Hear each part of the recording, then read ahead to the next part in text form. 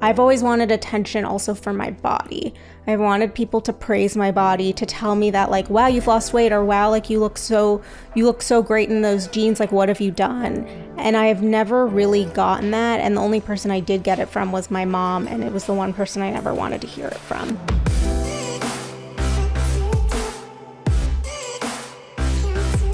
You know, I find myself, especially in the past couple of years, sitting and moving in different ways so that I don't have to feel the different parts of my body that I don't like. Whether that's even going to bed and lying on my side and feeling as if something is touching me that I don't want to actually feel and that I want to change.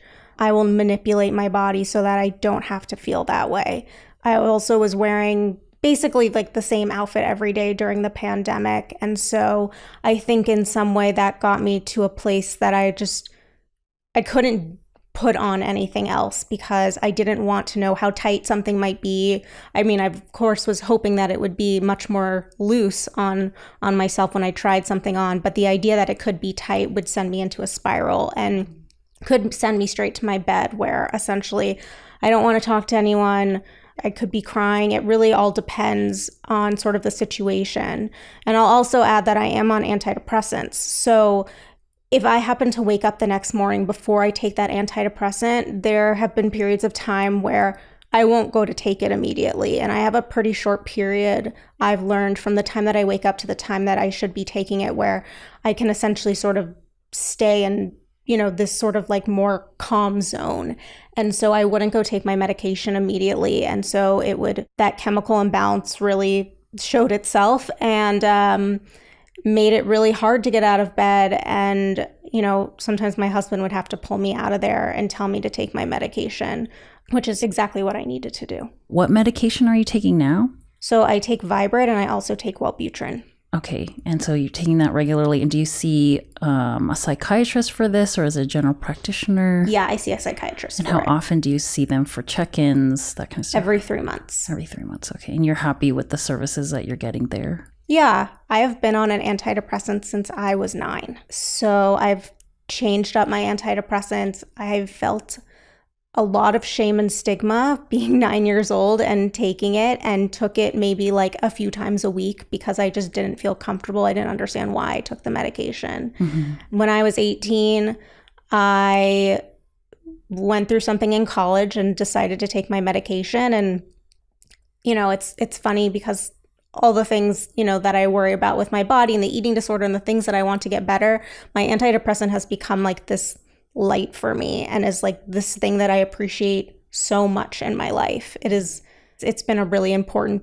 piece to sort of my recovery, and it's really important. Yeah. With the medication, you mentioned you've been taking it since you were a child. Have you also been in therapy that whole time, or when did the therapy journey for you begin? So I was put in therapy at 5, which my mom claims was play therapy. So I don't really know what that means. But I do have this very strong visual of me playing with toys in a woman's office. Mm-hmm. But I was in therapy until I was 18, and I hated it. Again, I didn't understand why I was in it. My therapist during high school is the last one that I really remember during that time period, and just didn't click with her. I didn't know what to say, and I constantly I was the one who had to talk. You know, there wasn't much of a conversation, which I know that in therapy it's very different for everyone and how everyone works, but it was really uncomfortable for me. And so I kind of swore off therapy for a really long time. Yeah, I mean, that's understandable if you did not know why you were there. It sounds like you were not there out of your own free will, yeah. Which is like a huge component of going into this process, is like identifying what it is that you want to work on. And it's complicated with kids. Like, kids are going to be put into therapy because their parents or their teachers are recognizing some kind of behavioral issue. Yeah. But as you mentioned, and like put so well, a 5-year-old is going to have a really hard time understanding like why they're even coming here. Mm-hmm. If they can have fun, that's great. Play therapy is a thing. I love it. I mean, you touched on not knowing why you're there. There's no rationale that was provided. Can you tell me a bit more about what else you hated about it, that the therapy that you hated? It's funny because my mom would say that they would tell me things that I didn't want to hear. And so that's why I hated it, which I think is just like, that's the whole gist of therapy. That's really why I hated it. And I I didn't want to be told the things that I didn't even really understand about myself. I mean, of course, I understand that now. I asked my mom a few years ago, like, why was I in therapy so young? Why did you put me on an antidepressant? And she never really has a clear answer.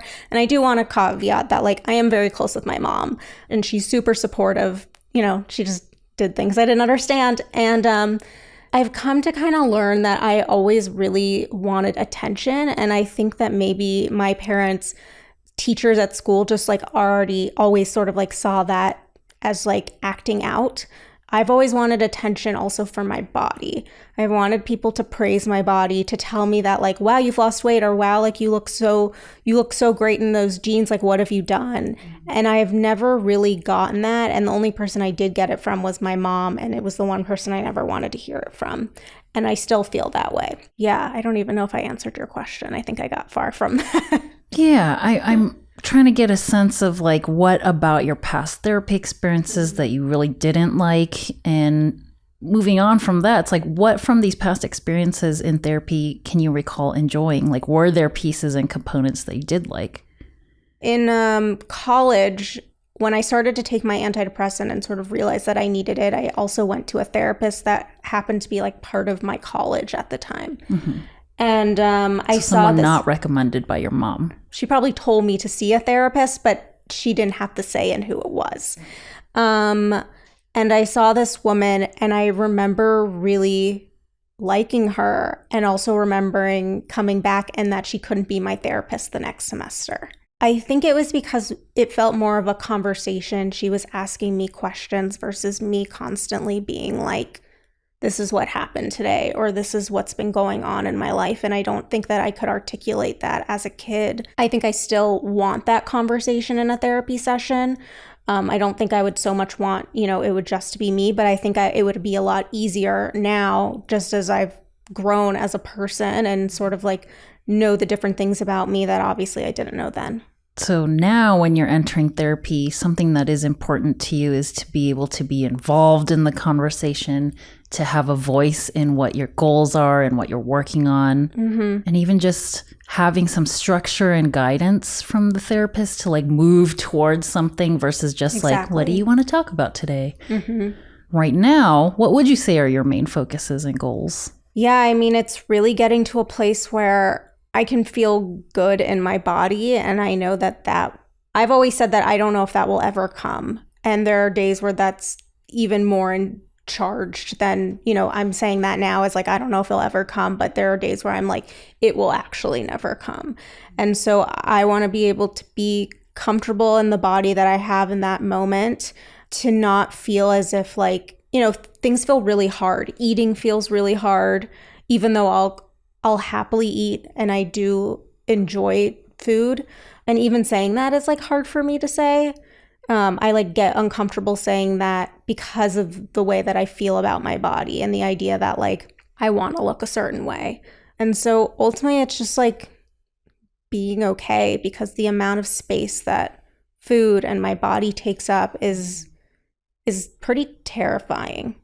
If you want even more videos just like this one, make sure you subscribe and click on the boxes over here. I'm also excited to let you know that you can now get my book, Think Like a Monk, from thinklikeamonkbook.com. Check below in the description to make sure you order today.